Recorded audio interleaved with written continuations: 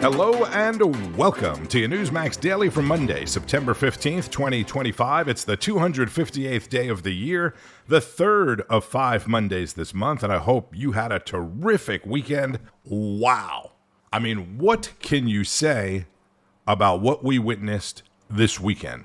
Millions of people throughout the United States and in other countries as well holding prayer vigils, not only in honor of the life and work of Charlie Kirk, but if you think about it, also against evil, against crime, and against weak government policy. All without burning buildings, without cars burning, and without looting. When you look at the agitators, you look at the scum that speaks so badly of our country, the American flag burnings all over the place, that's the left, that's not the right. President Trump, as he returned to the White House last night from his New Jersey resort where he played golf with our Rob Schmitt over the weekend, which led to this call-in with Ed Henry. Let's keep this rolling because the president today spoke to my Newsmax colleague, Rob Schmitt, who has some breaking news tonight about this FBI investigation of the assassin, the 22-year-old suspect, Tyler Robinson. And Rob joins us live now. Rob, what did you learn from the president? Good to see you. Hey, Ed. Yeah, we had a golf game this morning, and on the course we're just talking about everything going on. He talks and he just reveals things sometimes. You're just playing golf, you're out there for a few hours, and he just kind of tells me that the shooter, Charlie's shooter, was living with a trans girlfriend, and I just was like, what? I mean, because this whole thing, we were looking at this ideology, and we knew it was Antifa, and we knew what was on the bullets. We knew what the FBI had revealed and stuff. And I think a lot of people were just waiting to see if it had gone down that avenue as well, and if there was some kind of a trans connection, because we've seen so much violence from that kind of flank of the left. And then when he said that, I just was like, ding, ding, ding. It just kind of hit that nerve again. Absolutely. It was interesting, yeah. Again, Rob Schmitt on with Ed Henry, and I imagine that Rob will be talking more about his weekend golfing with the president on Rob Schmitt tonight. That's at 7 o'clock Eastern. The FBI said over the weekend the suspected shooter is not being cooperative with their investigation, but that people around him are cooperating, and that even though he turned himself in, he has not yet confessed to the shooting. The New York Times reported some messages between Tyler Robinson, the shooter, and his gaming buddies on WhatsApp, where his friends were saying that the shooter looks a lot like you, and hey, if we turn you in, maybe we can get the $100,000 reward. This is Utah Governor Spencer Cox in a news conference yesterday. We're collecting much more, including forensic evidence that is coming back from Quantico that will help us tie the shooter to the weapon and everything else. So that's all being processed right now, and there will be much more information on Tuesday when that document is filed with the courts. I would be very surprised if we don't get some new information today, but tomorrow for sure, according to the governor. So the weekend was filled with prayer vigils, right, and tributes to Charlie Kirk, including a big event last night at the Kennedy Center for the Performing Arts in D.C. I've said many times, and every soldier lives this fact, this truth. I may disagree with what you say, but I will defend to the death for your right to say it. Charlie lived by this principle.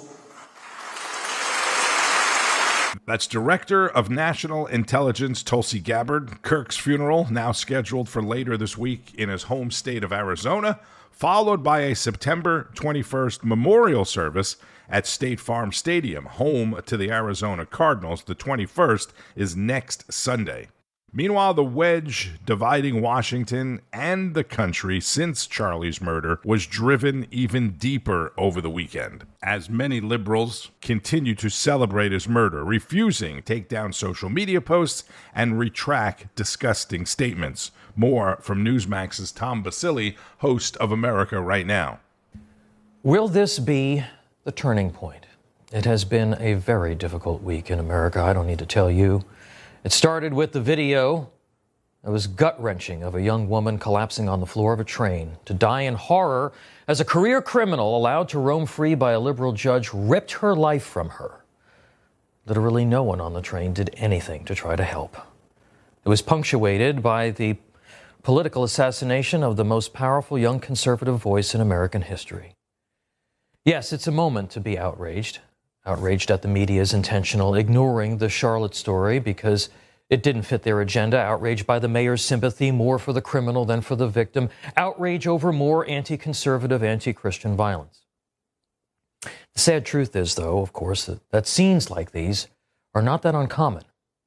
We so often ask why. Why such senseless violence exists in our society? Well, there are many answers to the question why.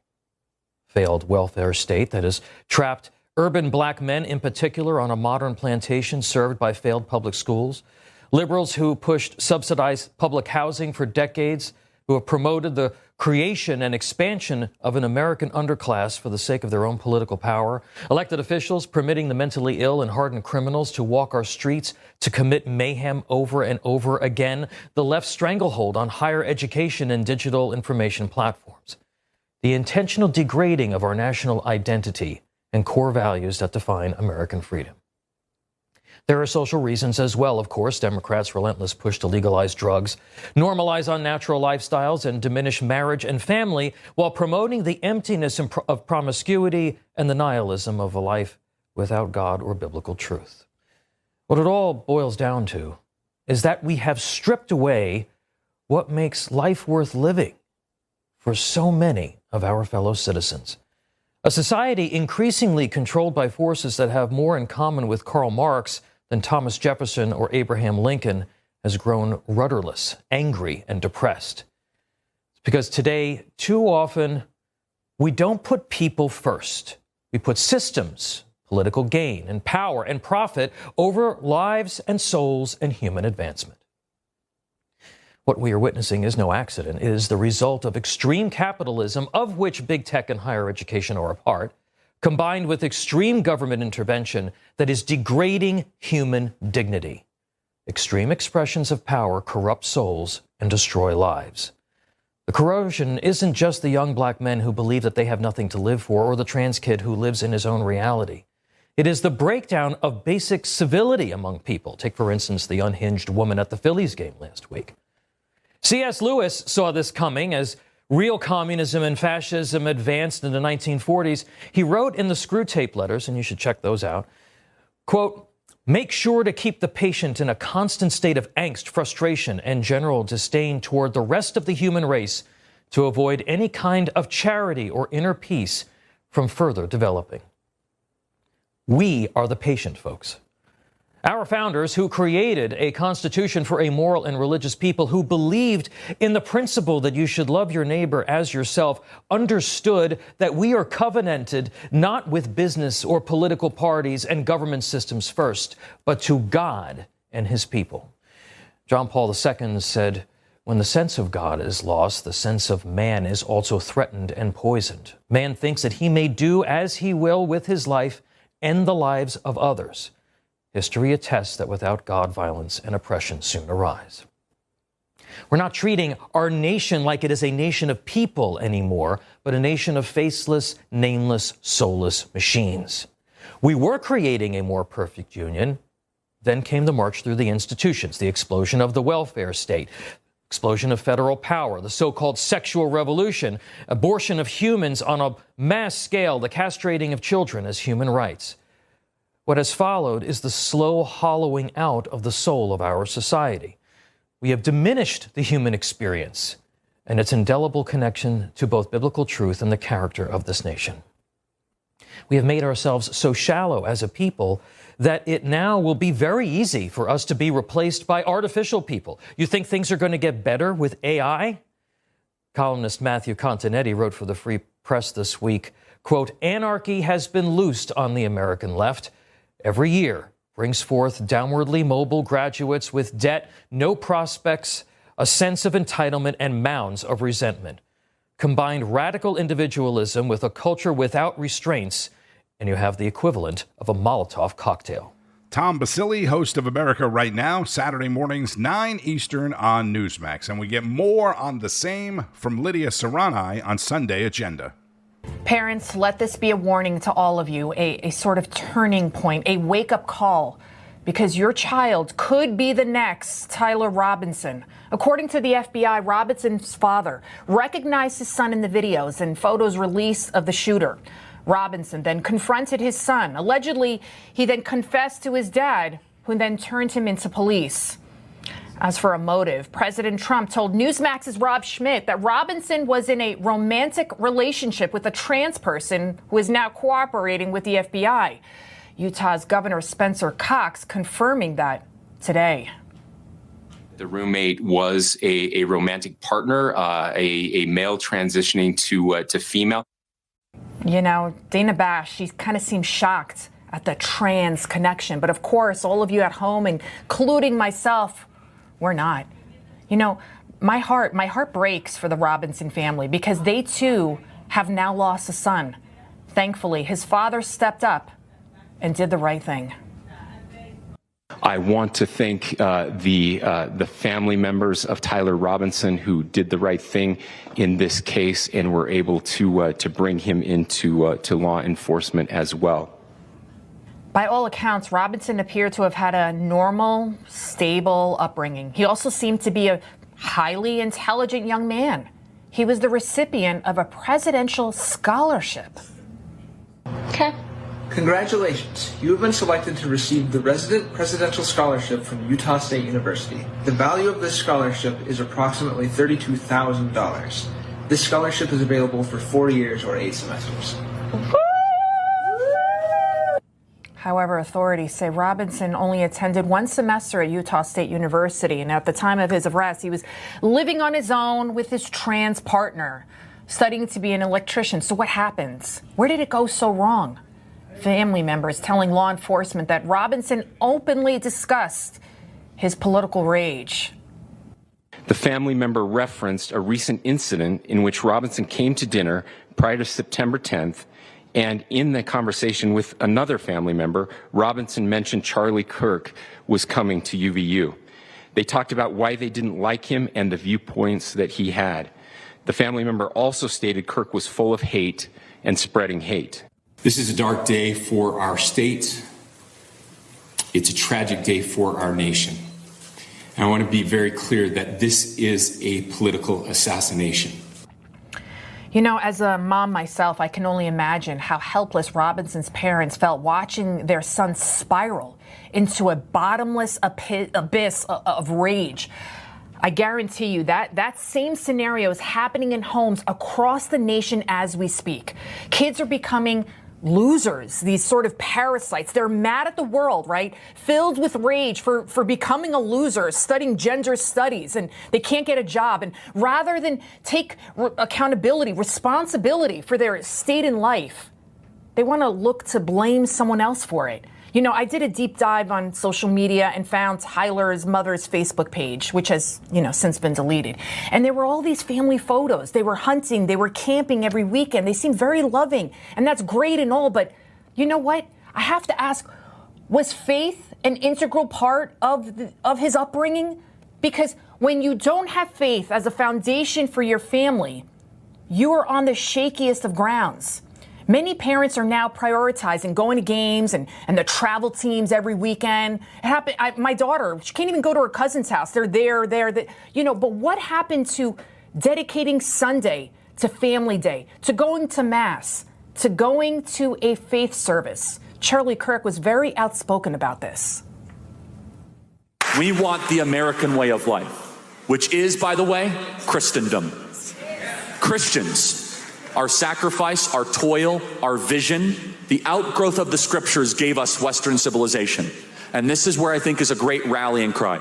Doesn't matter if you're Hispanic, doesn't matter if you're Asian, doesn't matter if you're black or white. Everybody, if you are Christian and Jesus Christ is your Lord and Savior, these two threats are combining forces to come after us. And it's time that the church stands and rises up against it. Yep. You know, if you think about it, this is why Charlie was killed, for his faith. In my mind, and I'm sure yours, Charlie is no doubt a martyr. He was a man that practiced what he preached, spreading the word of the Lord every single chance he could. And that is why he was ultimately hated so much. Every single person that you're seeing online, mocking, justifying, even cheering Charlie's cold-blooded killing, all have one thing in common. They do not have God in their hearts. Newsmax host Lidia Curanaj on Sunday Agenda. Vice President Vance posted on his X account last night that he would be the guest host of the Charlie Kirk radio show today, so you might want to check that out. President Trump is hosting the leader of the Eastern Orthodox Church at the White House today, and then he'll be signing a presidential memorandum later in the day. He'll also be heading to the UK this week for his second official state visit. Did you see what was happening in the UK over the weekend? Hundreds of thousands of people, and that's not exaggerating, took to the streets in the UK over the weekend. A complete revolt is happening there. The other big weekend headline is Secretary of State Marco Rubio in Israel, meeting with Prime Minister Benjamin Netanyahu about Israel's attacks on Gaza, which killed more than a dozen Palestinians this weekend, and to discuss last week's attack on Hamas in Qatar. We are focused on what happens now. What happens next? What role can Qatar play possibly in reaching an outcome here that leads not just to the end of this hostilities, not just to the release of all of the hostages, both living and deceased, not just the disarmament and elimination of Hamas, but also a better future for the people of Gaza. He called it Qatar, so I'll call it Qatar, also known as Qatar. On Sunday, Secretary Rubio, Prime Minister Netanyahu, their wives met with U.S. Ambassador to Israel Mike Huckabee and his wife near the Western Wall, which was a big topic of conversation on Sunday's edition of Wake Up America. Secretary of State Marco Rubio is in Israel, saying his focus will be on securing the return of the hostages, finding ways to make sure humanitarian aid reaches civilians, and addressing the threat posed by Hamas. Rubio said, quote, Hamas cannot continue to exist if peace in the region is the goal. For more, we're being joined by our Middle East correspondent, Jody Cohen. Good morning, Jody. Good morning, TW and Betsy, and to everyone watching. The Secretary Rubio and Prime Minister Netanyahu are literally walking this way right now. They're going to be praying here at the Western Wall in Jerusalem. And I just want to show you one thing. I'm standing next to the signing in book for the dignitaries, and I was looking through it and actually found this is from Donald Trump in 2017. It says, this was a great honor. Peace, Donald Trump.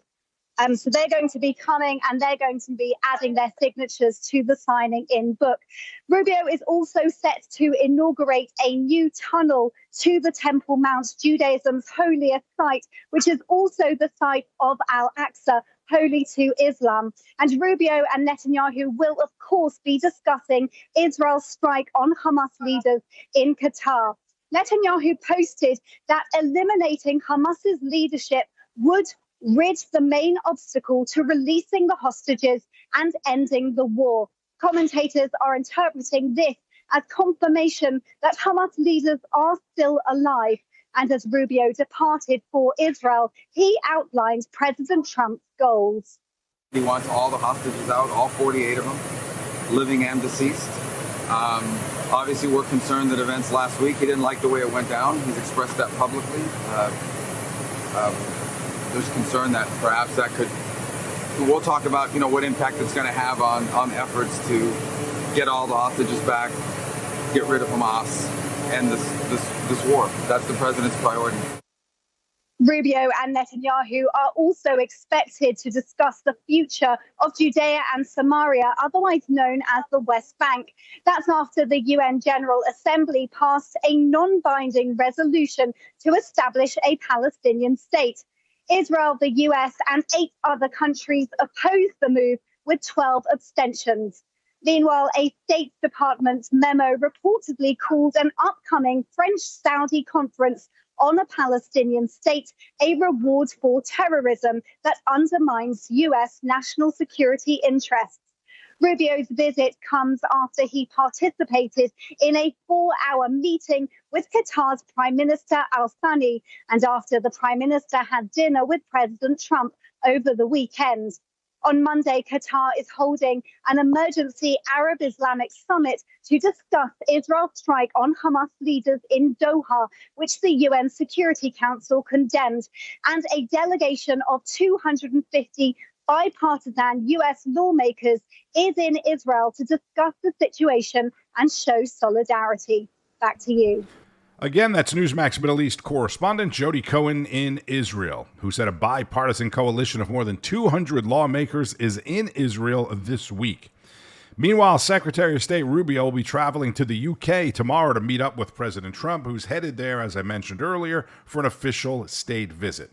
Remember several weeks ago when the UK's Prime Minister Keir Starmer was at the White House, he extended the invitation for an official state visit, which was big news at the time. Trump will be spending Wednesday at Windsor Castle, and he'll meet UK Prime Minister Starmer on Thursday. And I mentioned back on Friday that Trump is planning to send National Guard troops to Memphis, Tennessee, a city with a higher crime rate per capita than LA or Chicago. This is Memphis Mayor Paul Young, a Democrat. I want to be clear. I did not ask for the National Guard, and I don't think it's the way to drive down crime. When will they come? How many people are going to come? How long will they be here? What are they going to wear? Where are they going to be geographically in the city? What assignments will they have? Those are all questions that we have and that we are going to work through together. Well, Mr. Mayor, they're going to wear camouflage. They're going to be in parts of the city with the worst crime. And pretty soon the White House will let you know how many of them will be there. Newsmax host Todd Starnes, as you may know, is from Memphis. He posted a video of a brazen daylight shootout on his X account yesterday. It looks like Grand Theft Auto, but it's real. I reposted it on my account at radio_Marino. Check that out. Let's wrap it up with Chris Salcedo's conversation with former New York City Mayor and former Trump attorney Rudy Giuliani. Is it any wonder we're cranking out kids who would kill to silence their political opponents just for saying words, and kids and faculty who would celebrate an assassination of a conservative? Not at all. It wouldn't be surprising if you were somewhat educated. If you were uneducated, it'd be a shock. You would think people could withstand that and they wouldn't hurt each other. If you understood Marxism, however, and you understood the goal of Karl Marx and Friedrich Engels from 1850 on, this is exactly what they wanted to achieve, to turn the younger generation against the older generation, and more importantly, to hate their country. Now, that's what they've done in our public schools? They teach hatred of America. And they teach it so that violence is perfectly appropriate. They don't have a moral system. There's no such thing as God. There's no such thing as the Ten Commandments. There's no such thing as right or wrong. Murdering for the cause is moral. That's what we're dealing with, and we're dealing with it all throughout America, and we're dealing with about 70 or 80 years of this indoctrination, which built up slowly, and we ignored it. And we still ignore it. A lot of people will say, I can't understand why these kids are so violent. Well, God, just go read Karl Marx, and you'll figure it out, and figure out how your Harvard-educated professors are. They're doctrinaire, violent communists. You can't be a communist and not be violent. Yep. Rules for radicals, Marxism. It's right out of the playbook. That's Chris Salcedo, host of the Chris Salcedo Show. And don't forget, now at 5 p.m. Eastern, with America's Mayor Rudy Giuliani there. What else is happening? The U.S. House this week will be voting on a measure for increased security for lawmakers, a key item being added to a congressional funding bill. Well, actually, the funding is being added to help increase security measures for lawmakers. And ahead of this week's Federal Reserve meeting and anticipated interest rate cut, the Senate has a hearing today on filling an open seat on the Federal Reserve Board if President Trump should prevail in firing Fed Governor Lisa Cook, who's been accused of mortgage fraud. The question on Wall Street is, how much will the Fed cut rates? And what is Chairman Powell going to say? The Fed chairman's incompetent. Sure, I have three people that I like a lot. Any one of them would do a good job. That was last night as the president returned to Washington and spoke with reporters. He also implied that he has a TikTok deal with China and will be speaking with the Chinese president this week. The stock markets, meantime, started the new week in the green, anticipating the interest rate cut and good news. Shares of Tesla got a big boost this morning. Great news for you if you own shares of Tesla. Elon Musk revealing a $1 billion stock buyback. The stock is up about 7 or 8% this morning. Be sure to keep up with all of today's news and breaking developments throughout the day on Newsmax, N2, and at Newsmax.com. The news starts each and every morning, 6 o'clock Eastern, with Alex Kramer, followed by Wake Up America, National Report, Newsline at noon, American Agenda, Greta Van Susteren, Chris Salcedo, Carl Higbee, Rob Schmitt tonight at 7, Finnerty, Greg Kelly, and much, much more. The list of fantastic shows goes on, and again, all with fantastic, great expert analysis. I'm Tony Marino. Thank you for listening to the Newsmax Daily Podcast. As always, enjoy the rest of your Monday. Pay attention and keep on fighting the good fight. News breaks every minute, every day. You need the app, the Newsmax app. Find it free on your smartphone store. Then watch us anytime, anywhere. Information. Truth is freedom. Is Newsmax. It's real news for real people.